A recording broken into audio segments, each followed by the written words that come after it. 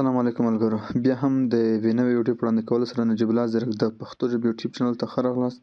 خدای د وکړل برته روغ جوړ او د صحت کلي مو پر تن وي. دوستانو، په دې ویډیو کې تاسو ته زه رومانیا سکالرشیپونو په اړه د ثبت نام طریقه ښایم چې څنګه کولی شو د رومانیا سکالرشیپس چې د انټرنیشنل سټوډنټس لپاره اعلان شوي دي 2015 کال لپاره، نو د هغې بشپړه طریقه په همدې ویډیو کې سره لیدلی شئ. دا چې رومانیا هر کال مختلف بخشونو کې مختلفو فیلډونو کې د لیسانس، ماستري او پی ایچ ډي لپاره بورسونه اعلانوي، نو دا ځل هم د افغانستان په شمول مختلفو هیوادونو ته چې هغه نان یورپن کنټریز وي د ګډون حق ورکړی دی. یو څه سهم ورکړی تر څو دوی هم وکولی شي د دې فرصت نه د دې چانس نه ګټه واخلي. نو لومړی راځو د دې بورسونو ریکوایرمنټس ګورو چې د رومانیا لپاره کوم ریکوایرمنټ ضروری دي. نو دوستانو، دا سکالرشیپونه د 2025 او 26 کال لپاره دي. د دې لومړی لینګویج ریکوایرمنټ چې دی کوم د ژبې ضرورت نشته، ریکوایرمنټس د لینګویج لپاره نو ریکوایرډ دي. او دوهم چې د میل فیمیل دواړه کولی شي اپلیکیشن ډاکي. او دریم چې دی لیول د سټډي لیول چې دی بیچلر، ماستر او پی ایچ ډي دی. نو کوم کنټریز کولی شي چې دلته اپلای وکړي، کوم الیجیبل کنټریز دي نان یورپن کنټریز، هغه هیوادونه چې هغه په یورپ کې نه وي شامل، دغه ټول کولی شي دې بورسونو ته اپلیکیشن ډاکي. نو د دې بورسونو د درس طریقه په کومه ژبه ده؟ میډیم اف انسټرکشن څه شی دی؟ انګلیش اینډ روماني. دغه ژبې دي په انګلیسي او په روماني ژبه. نو وروسته یې دوی په تفصیل کې هم ویلي دي بیچلر او ماستر ډیګري چې دي دغه په انګلیش دي، او د هغې نه پورته ډیګري چې دی هغه هم په انګلیسي او په روماني ژبه شته دی. او بل چې دی فیلډ اف سټډي ویریس فیلډز دي، مختلف بخشونه ورکړي دي. او دغه بورسونه چې دي فولي فانډډ دي، ټول مصارف یې د رومانیا هیواد د دولت په غاړه دی. د دې نه وروسته دغه لیکل تاسو هم په تفصیل سره وایئ، مفهوم ترې واخلئ. او راځو لاندې امپورټنټ ډیټیلز. جنوري 29 د اپلیکیشن سټیټس سټارټ چې دی، ډیډلاین 25 مارچ 12 تاریخ دی. او کوم ریزلټ چې دوی اناونس کوي، خپل دغه کانډیډیټ چې دوی اناونس کوي د دوی ریزلټ نتیجه د جون میاشتې 30 تاریخ دی. او اکډمیک ایر د دوی سټارټ چې دی د اکتوبر اول تاریخ دی. نو دغه معلومات به تاسو په تفصیل سره وایئ. او فانډینګ ټایپ چې دی هغه فولي فانډډ دی. پروګرام ډیوریشن دا هم لیدلی شئ. او هاست انسټیټیوشن چې دی په کوم ځای کې به دغه پوهنتون وي، رومانیان یونیورسټیز دي، ټول پوهنتونونه په رومانیې کې د لوکیشن رومانیا دی. او کومې ډیګرۍ شامل دي؟ بیچلر، ماستر اینډ پی ایچ ډي ډیګریز، دغه ټول څنګه دي دلته شامل دي. الیجیبل کنټری چې دي نان یورپن کنټریز دي. او بیا هم هغه ټول معلومات چې مخکې مو خبرې وکړې. او راځو موږ دلته د اپلیکیشن لپاره ریکوایرمنټس ګورو، الیجیبل کرایټیریا.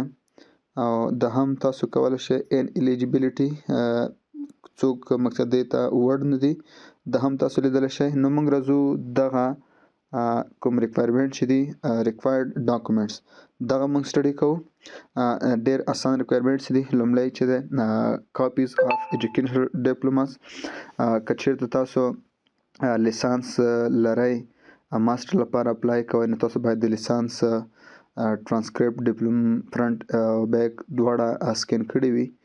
او که چېرته تاسو های سکول نه ګریجویټ وئ، بیچلر کوئ، تاسو سره باید های سکول، ډیپلوما او ټرانسکریپټ دواړه شامل وي.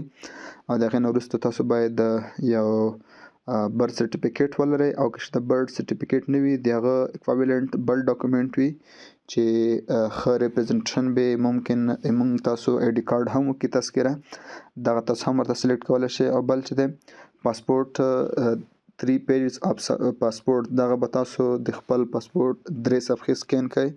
او د هغې نه وروسته بل ریکوایرډ ډاکومنټ چې دی یوه سی وي به تاسو په انګلیسي ژبه او یا په فرانسوي ژبه برابره کړئ. او بل د پی ایچ ډي سټوډنټس لپاره یو لیټر اف انټینټ هم څنګه دی ضرور دی. او دغه لاندې کوم لیکل چې دي دغه لیکل د هغه چا لپاره دي چې هغه تر اوسه هم په سټډي کې دي، یعنې یا له ښوونځي نه دي فارغ شوي یا له پوهنتون نه دي فارغ شوي.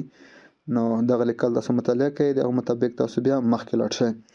خو دا چې مونږ ریکوایرمنټس پوره کړي دي، نو زه اوس راځم غواړم چې دې بورسونو ته زه اپلای وکړم. باندې چیک کوم، کلیک کوم، اپلای بټن باندې مې کلیک وکړه.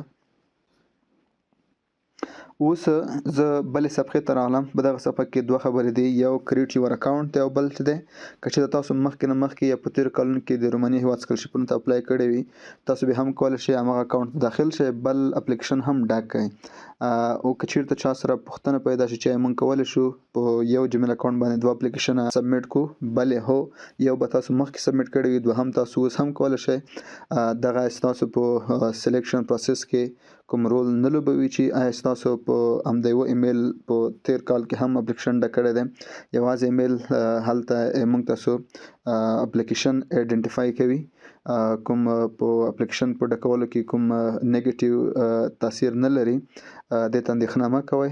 ډېر سرچ مې وکړ، نو زه دې نتیجې ته ورسېدم چې هم تاسو کولی شئ په پخواني ایمیل باندې د دوهم ځل لپاره اپلیکیشن ډک کړئ او یا نوی ایمیل. نو زه غواړم چې نوی اکاونټ ځان ته جوړ کړم. جیمیل زه لرم، نو په د رومانیې د ویب سایټ کې تاسو باید ځان ته یو نوی اکاونټ جوړ کړئ. نو زه راځم دغه بټن باندې کلیک کوم، کریټ نیو اکاونټ. نو دغه صفحه به تاسو ډکه کړئ. په دې ځای کې به تاسو خپل نوم ورکړئ، د پاسپورټ یا تذکرې مطابق. دلته به لاست نیم ورکړئ، تخلص. دې ځای کې به ایمیل ادرس، سټرانګ پاسورډ به ورکړئ. اټ لیټل کم تر کمه باید 10 کریکټرز تاسو پاسورډ ته سلیکټ کړئ. پاسورډ دوهم ځل ته ویریفای کړئ او دې نه وروسته به تاسو دغه لیکل چې دوی درکړي دي، دغه لیکل به تاسو څنګه کوئ؟ دغه لیکل به تاسو ولیکئ په ډېر دقت سره، په دې خانه کې به یې ولیکئ او دغه چیک باکس به آن کړئ. د هغې نه وروسته به کریټ مای اکاونټ باندې کلیک وکړئ. نو ملګرو دغه فارم ما ډک تر څو ډېر وخت ونه نیسي. تاسو به هم دغه کټ مټ همدې ته ورته ډک کړئ. له هغې نه وروسته به په کریټ اکاونټ باندې کلیک وکړئ. نو ستاسو اکاونټ به څنګه شي؟ بالکل اکاونټ جوړ شو. نو چې کله اکاونټ جوړ شولو، یو اکټیویشن کوډ به ستاسو جیمیل ته لاړ شي. خپل جیمیل به خلاص کړئ، جیمیل به اکټیویشن کوډ دلته کاپي کړئ او کنفرم اکاونټ باندې به کلیک وکړئ. ملګرو تاسو به خپل جیمیل اکاونټ ته لاړ شئ. که چېرته تاسو ته ایمیل نه و شوی، تاسو به اندېښنه نه کوئ، خپل سپام فولډر ته به لاړ شئ. هلته به کوډ رسیدلی وي، هغه به کاپي کړئ، دلته به پیسټ کړئ او کنفرم اکاونټ باندې به کلیک وکړئ. نو ستاسو اکاونټ به څنګه شي؟ کنفرمیشن سکسیسفولي گو ټو لاګین به کلیک وکړئ. نو وړاندې به لاړ شئ. اوس راځو دغه صفحې ته. هماغه ایمیل ادرس موږ دلته څنګه کوو؟ داخلوو. نو زه بالکل زما اکاونټ جوړ شو. اوس زه غواړم چې خپل اپلیکیشن څنګه کړم؟ سټارټ کړم. نو په دې سټارټ بټن باندې به کلیک وکړئ. سټارټ یور اپلیکیشن. نو دغه به تاسو په دقت سره ولولئ. په دې کې مختلفې خبرې شوي دي. لومړی شرط دغه ده چې ته به وایې چې زه بالکل I am not a citizen of an European member country. دغه به تاسو ټول په تفصیل سره وایئ. نو زه به دغه ټول څنګه کم آن کم؟ زه بالکل ژمنه کوم چې دغه خبرې چې کوم شوي دي دغه زه فالو کوم. نو I understand باندې به کلیک وکم. نو دغه پروسه، دغه اپلیکیشن چې دی 5 سټیپونه لري.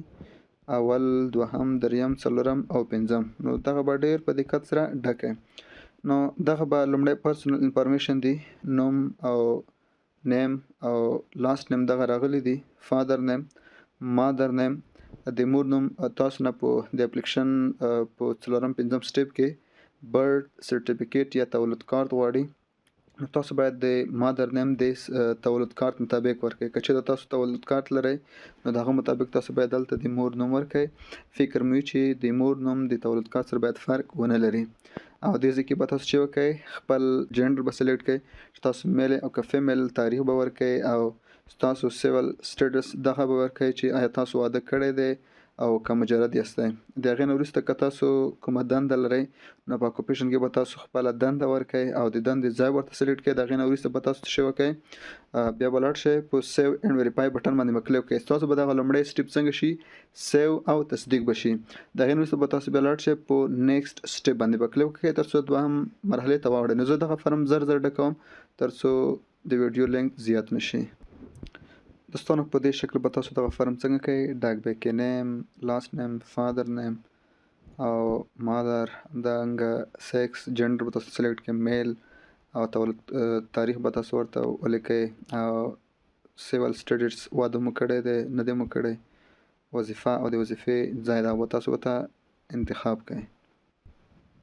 نو اوس به تاسو په سیو اینډ ویریفای باندې کلیک وکړئ، تر څو که وروسته مو بیا همدغه پروسه شروع کول نو تاسو به دغه یو لومړی سټیپ څنګه شوی وي دغه به شوی وي. د هغې نه وروسته په نیکسټ سټیپ باندې کلیک وکړئ. اوس په دوهم سټیپ یا دوهم مرحله پیل شي. په دوهمه مرحله کې اسانه ده، دغه سټیپونه هم اسان دي. کنټري اف برث، د خپل پاسپورټ او تذکرې مطابق به تاسو د ځای کې تولد کوم کنټري هیواد چې چیرته پیدا شوي وي هغه به سلیکټ کړئ. د هغې نه وروسته د هیواد په کوم ولایت کې پیدا شوي یې په دې ځای کې به هغه تاسو سلیکټ کړئ. چې کله تاسو په دې ځای کې کنټري سلیکټ کړئ، زه ورته لیکم چې اسلامیک ریپبلیک اف افغانستان، دغه به سلیکټ کړئ. د هغې نه وروسته به په دې ځای کې ولیکئ چې تاسو به خپل ولایت ولیکئ. د هغې نه وروسته پاسپورټ یا نیشنل آی ډي ایشوډ بای کنټري، پاسپورټ مو کوم ځای کې اخیستی دی، زه ورته لیکم چې اسلامیک ریپبلیک اف افغانستان، دغه به سلیکټ کړئ. تاسو به په دې ځای کې خپل د پاسپورټ او یا د تذکرې نیشنل آی ډي سیریل نمبر به ولیکئ.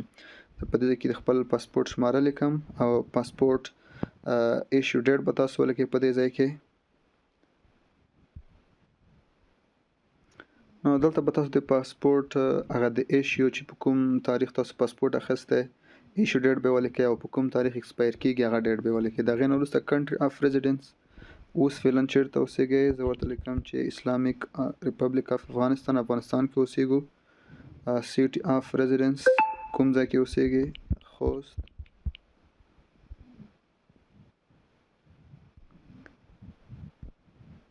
فعلا خوست کې اوسیږو. تاسو به دلته د خوست کې اوسیږئ، او پکتیا وي پکتیا کې به اوسیږئ، او که چیرته کابل وي کابل به ورته ولیکئ، که چیرته لوګر وي لوګر به ورته ولیکئ. خپل ولایت چې چیرته تاسو یې اوسیږئ، او د هغې نه وروسته به د خپل ولایت په دې ځای کې پوسټل کوډ ورته ولیکئ، او سټیزنشپ به ورته په دې ځای کې انتخاب کړئ چې زه افغانستان سټیزنشپ لرم. نو د هغې نه وروسته بیا هم سیو اینډ ویریفای بټن باندې کلیک وکړئ. زه د سیو اینډ ویریفای بټن باندې به کلیک وکړئ، بیا به هم دغه دوهمه مرحله سیو شي. د هغې نه وروسته به تاسو لاړ شئ، په نیکسټ سټیپ باندې به کلیک وکړئ تر څو درهمې مرحلې ته واوړو. په دې ځای کې تاسو ته لیکي سټډیز اینډ ډاکومنټس، ډیزایرډ سټډي اف ډیګري اف سټډي، څه شی غواړئ. زه ورته که چیرته تاسو بیچلر غواړئ بیچلر به سلیکټ کړئ، که چیرته ماسټري غواړئ ماسټري، او که چیرته پی ایچ ډي غواړئ پی ایچ ډي. ماسټري به سلیکټ کړم. د هغې نه وروسته ډو یو نیډ رومانین پریپریټري ایئر، مخکې مې په تفصیل کې لومړی سټیپ کې مې تاسو ته یادونه وکړه چې درسونه هم په روماني ژبه دي او هم په انګلیسي ژبه دي. اندېښنه مه کوئ، که چېرته تاسو په رومانین لینګویج درسونه وای نو تاسو به په دې ځای کې یس ورته انتخاب کړئ چې بالکل بلې زه د رومانۍ ژبې لومړی کال غواړم چې وکړم روماني ژبه زده کړم. نو زه ورته وایم چې نه، د انګلیسي درسونه زه غواړم د انګلیسي درسونه زه ووایم. د هغې نه وروسته به تاسو په دې ځای کې بیچلر ګریډ دغه به تاسو ته هغه کې انتخاب کړئ. یعنې تاسو که چیرته په مکتب کې څومره نمرې اخیستې وي هغه نمرې به دلته ولیکئ، او که چیرته مو په پوهنتون کې څومره نمرې اخیستې وي هغه بیچلر ګریډ به په دې ځای کې تاسو ورته څنګه کوئ دغه به ورته ولیکئ. او د دې نه وروسته بیچلر ګریډ اکویوالنټ ټو د رومانین ګریډینګ سیستم. نو که چیرته تاسو په دې ګریډینګ سیستم کې مشکل پیدا کړل نو ډایرکټ ماته میسج کولی شئ. واتساپ له لارې تاسو ته ګریډینګ سیستم ډایرکټ براوړم، نمرې مې درته چینج کوم تر څو د رومانین فارمیټ ته بدل شي. که چیرته تاسو تر 80 پورې یعنې فیکس 70 نمرې یا د 80 نه یو څه اندازه پورته اخیستې وي نو دغه د رومانیې د 9م ګریډ سره مساوي دي دغه نمرې. او ډیپلوما ایشوډ بای اسلامیک ریپبلیک اف افغانستان دلته م اخیستی دی. د دې نه وروسته اوس په دې ځای کې وایي چې تاسو اپلوډ یور سی وي، تاسو نه سی وي غواړي، تاسو باید د رومانیې په فارمیټ سی وي برابر کړی وي. په سی وي کې تاسو باید خپل بیکګراوند فل بیکګراوند ایجوکیشنل او ټیکنیکل سکیلز دغه ټول باید تاسو په دې ځای کې نو زه ورته راځم په دې ځای کې زه سی وي اپلوډ کوم په دوهم اپشن کې په دې ځای کې به تاسو څه شی وکړئ برث سرټیفیکیټ دغه ورته اپلوډ کړئ په د لومړی براوز فار په دې بټن باندې کلیک وکړئ که چېرته تاسو سره دغه برث سرټیفیکیټ په خپله ژبه وي مورنۍ ژبه وي او بیا مو وروسته انګلیسي ته ژباړلی د انګلیسي فایل به یې په دې دوهمه خانه اپلوډ کړئ د دې نه وروسته به بیا راشئ اپلوډ یور پاسپورټ ته پاسپورټ باندې به دلته کلیک وکړئ اوریجنل که چېرته ټرانسلیټ وي دوهم بټن باندې کلیک کوئ د دې نه وروسته که چېرته تاسو میریج سرټیفیکیټ جوړ کړی وي دغه بټن او که چې د ټرانسلیټ برخه وي ژباړلې برخه وي په دې بټن باندې به کلیک وکړئ د دې نه وروسته به تاسو څه شی وکړئ د اپلوډ یور های سکول ډیپلوما مکتب ډیپلوما یعنې د کوم شهادتنامه چې موږ تاسو اخیستی دی دغه به سکین کړئ په دې ځای کې بیا ورته څنګه کوئ اپلوډ کړئ فرنټ اینډ بیک زموږ تاسو شهادتنامه یوازې په مخ باندې دی او سر ته د ټرانسکریپټ برخه به تاسو په دې دوهم ځای کې اپلوډ کړئ د دې نه وروسته به تاسو څه شی وکړئ بیچلر ډیګري لپاره به تاسو په دې ځای کې ډیپلوما اپلوډ کړئ او په د لاندې برخه کې به تاسو بیا د بیچلر ډیګري ټرانسکریپټ اپلوډ کړئ او د هغې نه وروسته په فاینل سټیپ کې به تاسو څه شی وکړئ که چېرته تاسو فعلا په ښوونځي کې یاستئ یا په پوهنتون کې یاستئ فاینل کال مو دی دا بیا د هغه مطابق خبرې دي نو بیا به تاسو په دې ځای کې سلیکټ کړئ او د هغې نه وروسته به تاسو لاړ شئ سیو اینډ ویریفای بټن او بیا وروسته نیکسټ سټیپ نه کلیک وکړئ نو زه دغه ډاکومنټ زر اپلوډ کوم نو دا چې ملګرو ما دغه ټول ریکوایر ډاکومنټس اپلوډ کړل دغه سره خطونه چې نه تاو دي دغه ضروري دي منډیټوري دي دغه تاسو باید اپلوډ کړئ نو زه دغه پروسه سیو اینډ ویریفای کوم او له هغې نه وروسته بیا نیکسټ سټیپ نو اوس نیکسټ سټیپ باندې کلیک کوم تر څو بل پیز یا مرحلې ته لاړ شم دغه ډېر مهم اپشن دی په دې برخه کې پوهنتون او د پوهنتون مربوطه کوم سټډي ډومین چې دی هغه سلیکټ کیږي چې په دې پوهنتون کې به کومه رشته موږ وایو نو تاسو به دغه پوهنتونونه په ګوګل کې سرچ کړئ د خپل فیلډ مطابق د خپل رشتې مطابق به تاسو په دې ځای کې پوهنتون سلیکټ کړئ چې آیا دغه پوهنتون دغه رشته لري او که یې نه لري نو ما د کمپیوټر ساینس فیلډونو کې دوه پوهنتونونه د ډېر سرچ وروسته د نتیجې زه ورسېدم چې دا دوه پوهنتونونه زه باید سلیکټ کړم چې هغه زما د فیلډونو مطابق سټډي ډومین لري او هغه په ریکمانډډ پوهنتونونه دي های رینکډ پوهنتونونه دي چې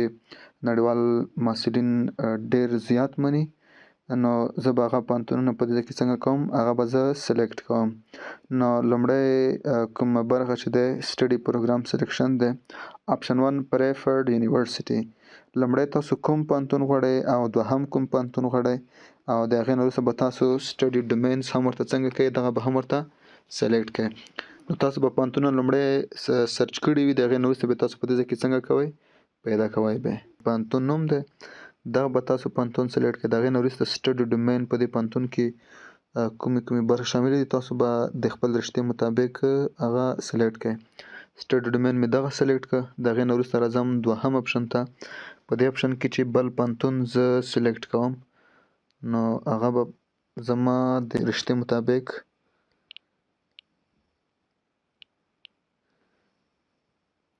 دغه پوهنتون وي او دغه پوهنتون به سټډي ډومین زه ورته خپله رشته انتخابوم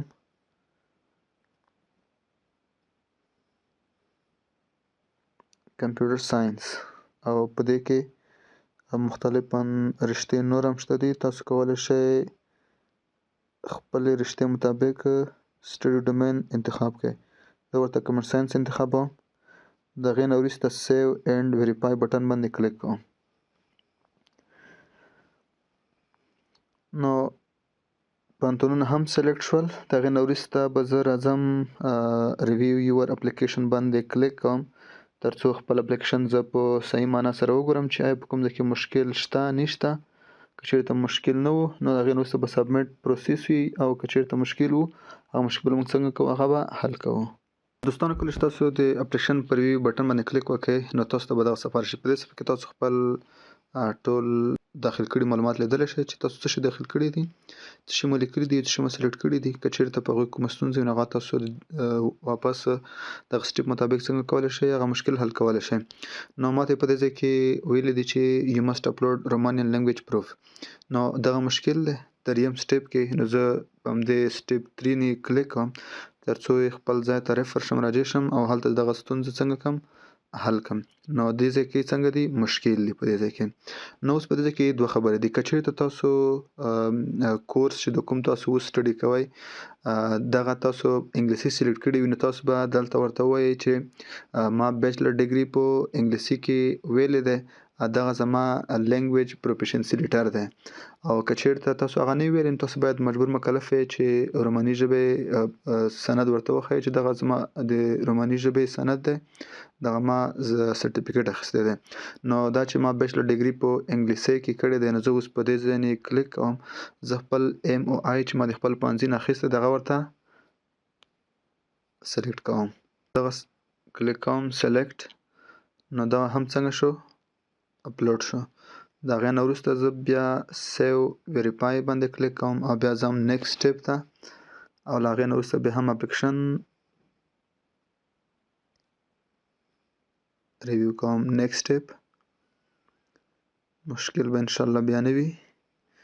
دغه پوهنتونونه موږ سلیکټ کړي دي، د هغه مطابق سټډي ډومین هم سلیکټ کړی دی او ریویو یور اپلیکیشن بټن باندې کلیک کوو.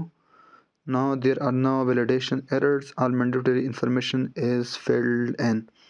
Now ستاسو اپلیکیشن په کامله معنا سره څنګه شو بشپړ شو او congratulations you are almost done. You can go back and view your application. بیا هم ته کولی شئ چې خپل اپلیکیشن وګورئ او د لیدنو وروسته که چېرته کوم مشکل ستونزه نه وي. In order to submit application you have to mark understand application rules. تاسو باید په دې بټن باندې کلیک وکړئ. نو د هغې نه وروسته به تاسو په سبمیټ بټن باندې کلیک وکړئ، ستاسو اپلیکیشن به څنګه شي سبمیټ به شي. خو که چېرته تاسو یو ځل اپلیکیشن سبمیټ کړ بیا نو تاسو نه دغه برخه څنګه کیږي لاکیږي. نو خدای دې وکړي دوستانو چې ویډیو مو خوښه شوې وي او که چېرته بیا هم د اپلیکیشن په ډکولو کومه ستونزه لرئ نو د ویډیو په ډسکرپشن کې د واتساپ شماره به وي او د ټلګرام لینک به وي.